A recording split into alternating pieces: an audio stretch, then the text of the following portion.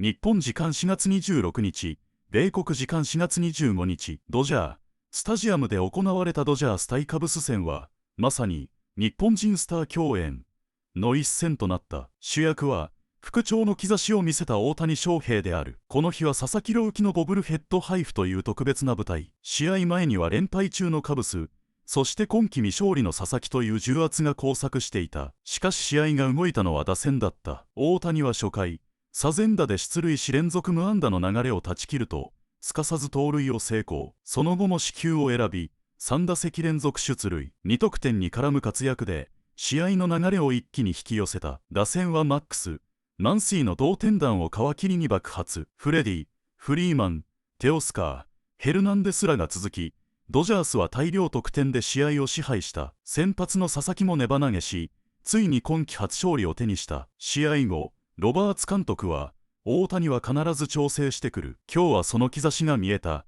と語った。この一戦は、単なる勝利ではない。大谷の復活、佐々木の突破、そしてドジャースの底力を示す象徴的なゲームとなった。番組ではこの後、ロバーツ監督のインタビューと大谷のハイライトを詳しくお届けする。ぜひ最後までご覧いただきたい。What went into like some of the lineup moving, like bumping Muncy up in order today? Will's back's a little tight, so figured I'd give it an extra day, see how it comes in tomorrow, and then Mac's a little under the weather. And so I wanted to, get him up there and get get an extra at bat versus Ray. And I just felt like leaving Tuck in the 4. I like that. And I got Dalton in there. So that's kind of the thought. Is Dill's back like a concern for you guys? No. It's just more of, if I had him playing, 2 of 3. And so there's really no cost in giving them today and playing them tomorrow. When did his back kind of flare up? Yesterday, maybe a couple days ago. Just a little tightness, but nothing of concern.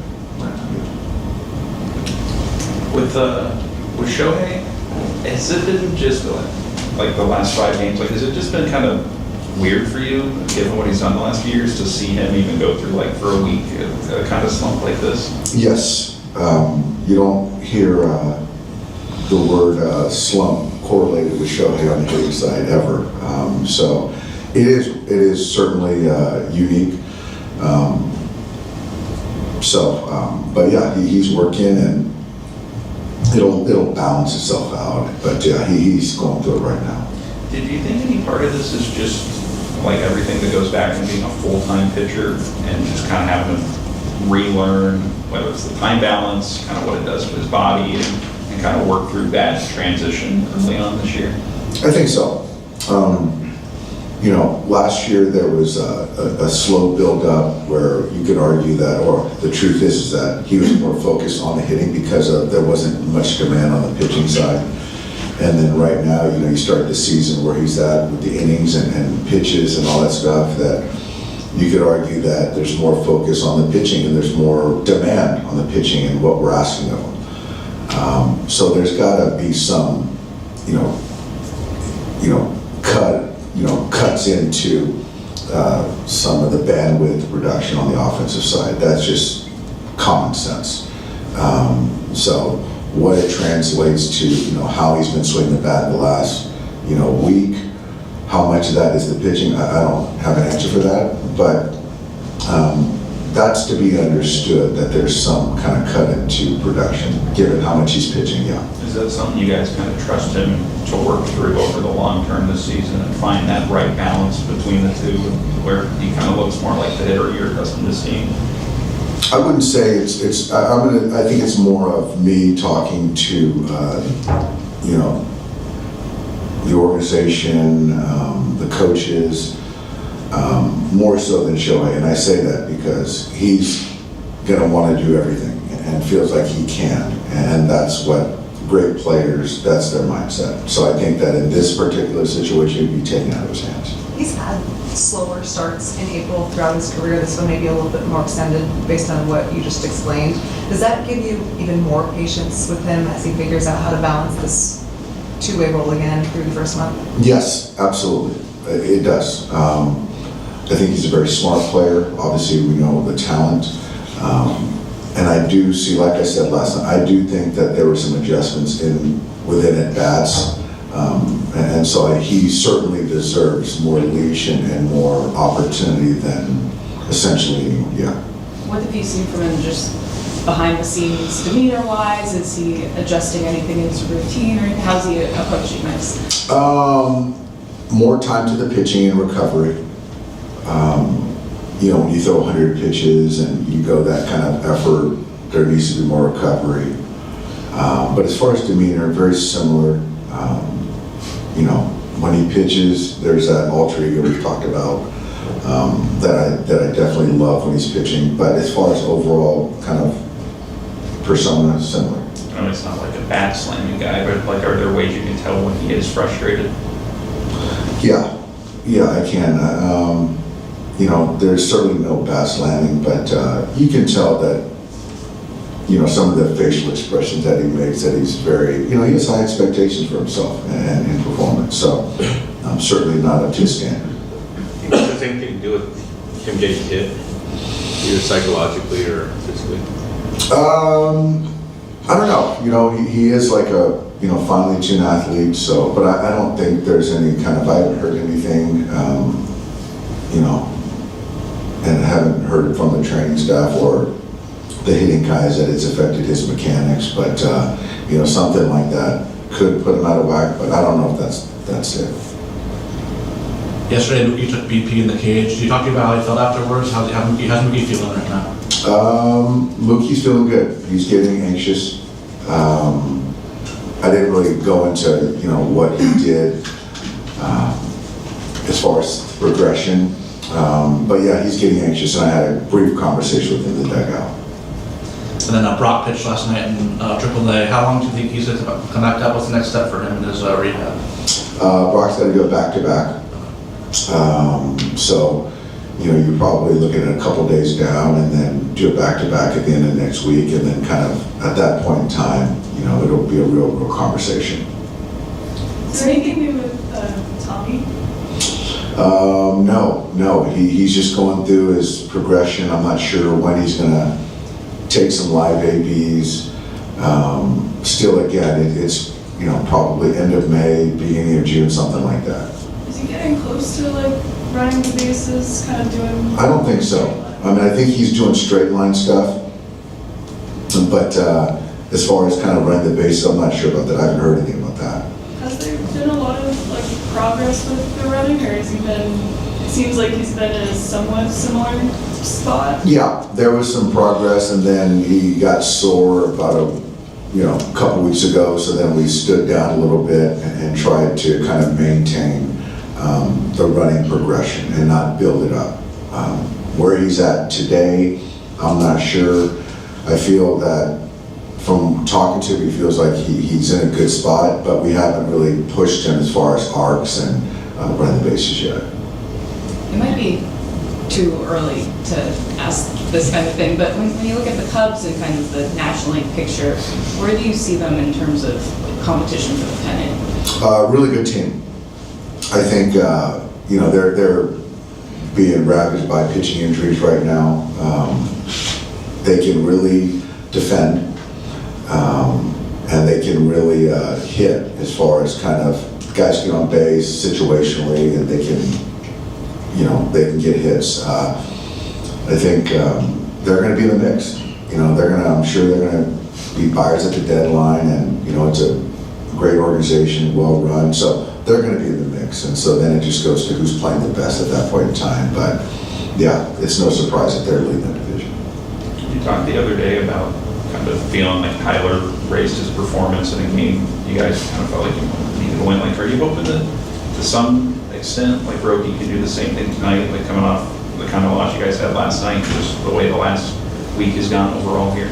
I do, and actually I think it's more of not just how we've done the last week. For me, it's individual to Roki in the sense that his last outing, his last couple have been better every time. So I think for me, you just want improvement, and I think that's kind of what I'm expecting tonight, and that realized the challenge and did a great job for us last night, and I expect Roki to do the same thing today for us. Dave, when you say that like Shohei wants to do everything, like how much different is that to manage a two-way player? How receptive is he to when you kind of try to put on the brakes a little bit? Very, very. He's very receptive to how he's managed, but I do think that with that, sometimes you got to take it out of the player's hand. So, but when the decision is made, he's all on board. But given to his own thoughts and devices, he's going to want to take every at bat, pitch every inning. And Dave, today's the 50th anniversary of Rick Monday saving the flag. Kind of 50 years later, how that moment is still one of the greatest baseball players of all time. Kind of your thoughts on that? It's a great moment in American history, in baseball history, and what Rick did at that moment in time was pretty remarkable and courageous, and we had a lot to be grateful for. And I do think that people take that for granted, but that symbol, the American flag, is really important to Americans, and he preserved the integrity. That was pretty cool right there. Yeah, so I'm glad 50 years later he can be here to for us to recognize that. It's great. All right, thanks guys. Faces Ohtani to start this one, fires him in 0-1, and Ohtani pokes it to left field. Happ coming on, won't get there. And a leadoff hit for Ohtani to snap an 0 for 12. In his 3 years with the Dodgers, he had never gone 4 consecutive games without a hit, and that will sustain right here as he snaps at 0 for 12. Ahead of Ray, 3-1, starting this third. And he's got a walk. He's been on both times.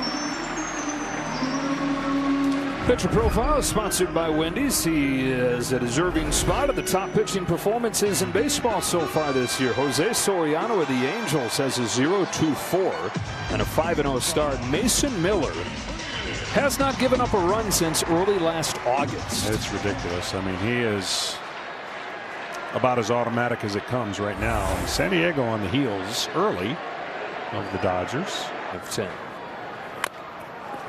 Big old bounce over to first. Bush waits on it, and his only play is to Ray at first. And the scoring position goes Ohtani. Ball and a strike on Muncy.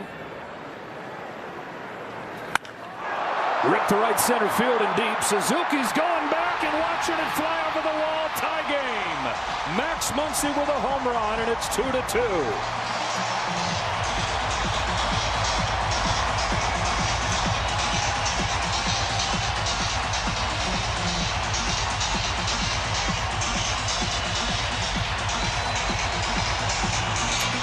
Well, whatever he fixed with his eyes, it's showing up, and he's seeing it clearly.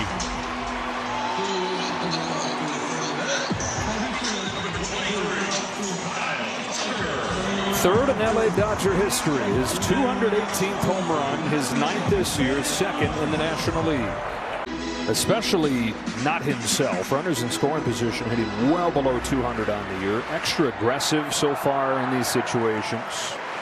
But here he's patiently drawn it to 3-0 and takes a 4-pitch walk. So they're at the corners for Freddie Freeman. Tie game, 4th inning. Dodgers looking for their first lead, and Freddie Freeman will give it to him with an opposite field base hit. Freeland's in to score, and it's 4-3 Dodgers.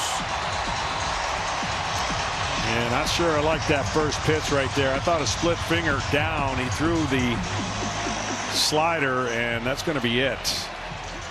It looks like. Pokes a base hit the other way to take advantage. Ohtani's in, Freeman's right behind him. Throw heads for third, nowhere close. Teoscar Hernandez delivers with 2 out, and the Dodgers lead 6-3. The winning streak is over. Dodgers in the Cubs 10-game win streak at Dodger Stadium in the second of a 3-game set. Michael Dontrell with us inside our LA studios. Every starter got at least one hit and scored at least one run for this deep Dodger lineup. You're seeing the lineup flex, and it was a little bit payback from last night's debacle. Like you said, all 9 starters collected a hit and scored a run, and this is a surprising stat. Love my stat guy, Anthony Masterson. The only person that didn't collect the RBI was Shohei Ohtani and Kyle Tucker. Wow. That's how deep and that's how talented and that's how athletic this lineup is. Line-to-line base hits. Keep the line moving and trust everybody to be able to do their job. So you're seeing the 2 Titans in the National League flex their muscle in different ways. This is going to be a good series. The crazy thing about the Dodgers, top of their lineup is kind of struggling right now. The bottom of the lineup is raking once again today. The 6, 7, 8, 9 hitters accounting for 7 of their 14 hits, including Dalton Rushing, who got one of those hits. He's with Ken Rosenthal afterwards. Dalton, let's start with Max Muncy. He was sick coming into this game. He was only going to get 3 at-bats. Walks twice, hits a 2-run homer. How impressive was that to you? Yeah, it's impressive. It's crazy how it works sometimes. You feel terrible. You don't think about the results that much, and you just go play your game. He's been on a tear as of recently, so hopefully we can extend it a little longer. Roki Sasaki, first time all season he goes into the 6th inning. What was the difference in him tonight? Yeah, I think it was efficiency, getting in the strike zone early, allowing himself to get swing and miss late, just being able to move counts. In the past, we've had like kind of getting ahead problem, and today I thought he did a really good job. Obviously, there's still room for improvement, but I thought he looked really good. It's a step forward. He threw his splitter much harder.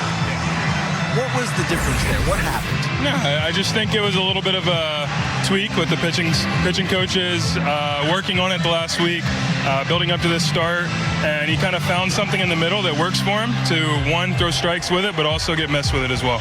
Dalton, thanks a lot. Yeah, Congratulations. Of course. 今回も最後までご視聴いただき、本当にありがとうございました。動画の内容を楽しんでいただけたでしょうか。もしよろしければ、チャンネル登録と高評価をお願いいたします。皆さんの応援が、今後の動画制作の大きな励みになります。それではまた次回の動画でお会いしましょう。